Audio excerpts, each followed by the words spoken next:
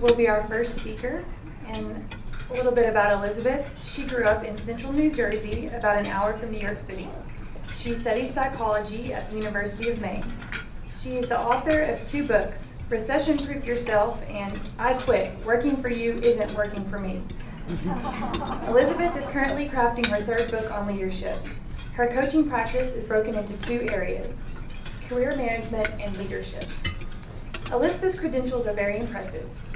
They include being quoted in CBS Money Watch, Yahoo, The Ladders, and Dice job boards. Her words have reached as far as the front page of the Philadelphia Tribune, PBS, CBS Money Watch, Dale Carnegie, and John Tesh's blog.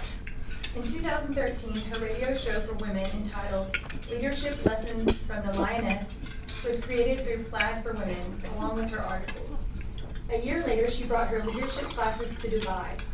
Elizabeth's client list includes executives from Fiserv, AT&T, Microsoft, Wells Fargo, eBay, and Intel, to name a few. Today, Elizabeth can be found writing, coaching, and collaborating with the who's who of the corporate America, as well as abroad. When she isn't working, Elizabeth can be found traveling across state lines with her husband on their Harley-Davidson motorcycle or in the yoga studio feasting for hours on end. Please welcome Elizabeth Lyons. So today we're going to talk about negotiations, very important topic for women. I'm humbled and honored to be here with all of you today and really excited to have you stop and think a little bit about what goes on your mind when it comes to money. Because at the end of the day, I think women struggle with this. I know they struggle with this. And for whatever weird, crazy reason, I don't. And I would very much like to share with you my perspective and maybe teach you a couple tips and tricks that you could have to kind of walk out of here and feel more comfortable about money, asking for the raise, asking for the business, or however money shows up in your life. So what we're going to talk about today is negotiation strategies for women. We're specifically going to talk about why women ask for less money. What goes on there? Because I think that's an important topic. What happens to us as women that makes us not want to talk about money or not want to ask for more? Do all of you have a similar thought around money? Do you think, gee, it's uncomfortable for me to talk about money? I don't like to ask for my raise. You ever think about that? Somebody earlier in the conference said to me, by the time I see women leave our industry, they're mad. They threaten to leave, they get the counteroffer, and they take it. And then they go back and they sit down at their desks. Many of you are shaking your heads. Well, what if you didn't have to get mad to leave? Whoa, there's a new thought. I saw some eyebrows go up. I love this. What if you didn't have to get mad and pick up your purse and get out of there? What if you could talk about this in a way that you feel empowered, that you're not afraid, and that you feel like you deserve it? That's what we're going to do today.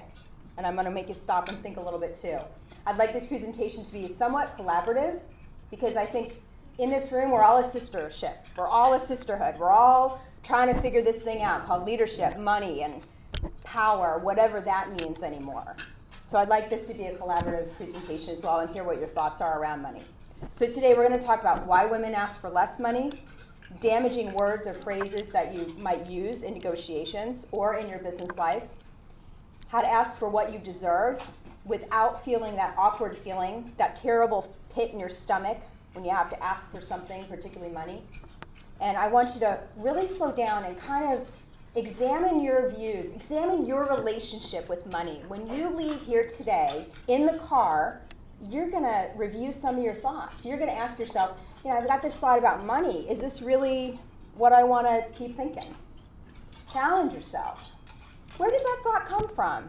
Do I even want that thought anymore? Did that thought come from my mother or my parents? Or where did that come from? And really slowing down and challenging yourself. So my name is Elizabeth Lyons, and I am honored to be here today. I'm the author of 2 books. The first one is called Recession Proof Yourself, and the second one was called I Quit, Working for You Isn't Working for Me. I have my own radio show called Leadership Lessons with the Lioness, where we specifically talk about women's issues when it comes to work and also leadership topics. I've been around the press a few times, CBS Money Watch, John Tesh's blog, all over the place.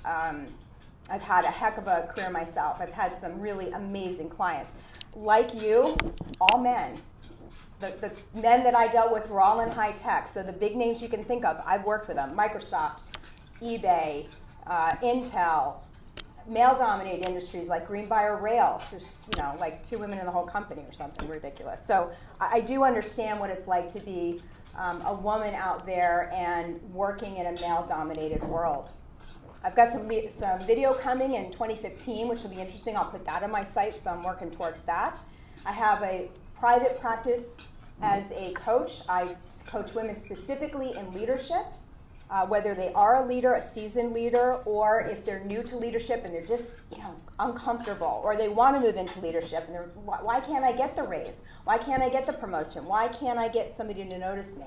That's my part of my coaching practice, and the other one is on job search. And I do a lot of work with women around negotiating. They're ready to do the job change, and all of a sudden they're like, oh, now I've got to talk about money. How am I going to do that? So we spend a lot of time there in my practice as well. You're more than welcome to connect with me on LinkedIn. After this presentation, I'd love to hear from you, but please reference this conference so I know that you came here. Okay, first thought. When you were a kid, what's the first thing you remember about money? What were you very first told about money? What do we got? Doesn't grow on trees. Yep, I remember that one. What else? What else were you told? Save it. It's scarce. There's not a lot. We don't know what can happen. You got to save this stuff.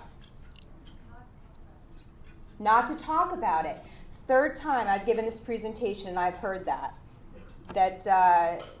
I don't know your situation, but I had people say I came from an affluent family and we were not to discuss money, ever. It wasn't talked about.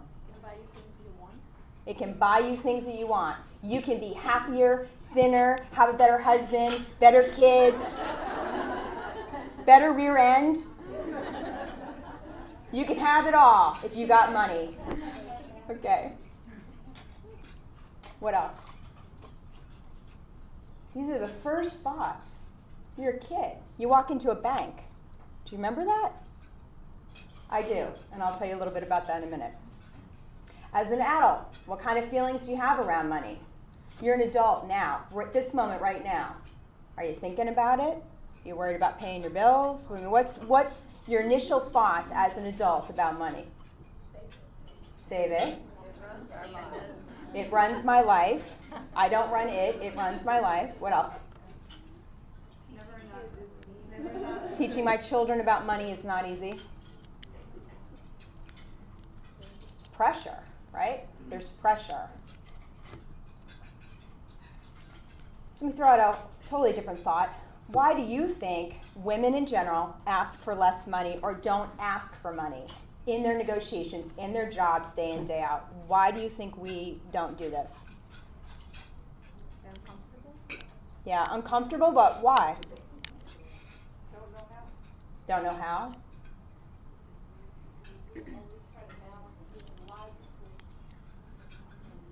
This is what I mean. This is the sistership right here. We're trying to balance being liked, being the good girl, but trying to make money. You don't want to come off ungrateful for what you already have. Beautiful. I don't want to be ungrateful for what they paid me. What else we got? Some bosses don't encourage you to put it either. I mean, they're pretty set that they don't want you to bring it up.